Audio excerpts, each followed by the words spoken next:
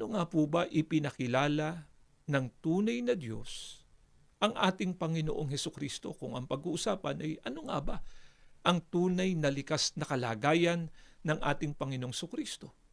Pakinggan nyo at babasahin ko ang nakasulat dito po sa aklat ng Isayas 53:3-6. Ay ganito ang mababasa natin, pakinggan ninyo.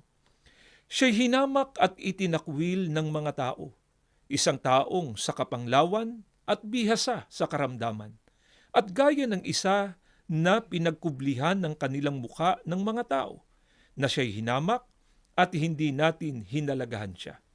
Tunay na kanyang dinala ang ating mga karamdaman at dinala ang ating kapanglawan, gayunmay ating ipinalagay na siya'y hinampas, sinaktan ng Diyos at dinalamhati. Ngunit siya'y nasugatan dahil sa ating mga pagsalangsang, siya'y nabugbog dahil sa ating mga kasamaan.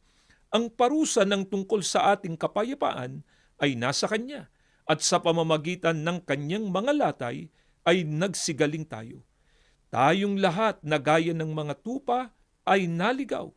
Tayo ay tumungo bawat isa sa kanyang sariling daan, at ipinasad sa Kanya ng Panginoon ang kasamaan nating lahat. Ang binasa po namin sa inyo, mga kaibigan, ay hula ng ating Panginoong Diyos sa pamamagitan ni Propeta Isayas. Sino po ang hinuhulaan sa mga talatang ito na binasa namin sa inyo? Gaya ng ating nabasa, isaan niyang tao sa kapanglawan at bihasa sa karamdaman. Sana mapansin po ninyo, ang taong hinuhulaan po dito ay ipinalagayan niya na sinaktan ng ating Panginoong Diyos. Iba siya sa ating Panginoong Diyos at dinalamhati. At nais din naming ipapansin sa inyo na ipinapasaan niya sa Kanya ang kasamaan o ang kasalanan ng mga taong pinanagutan niya.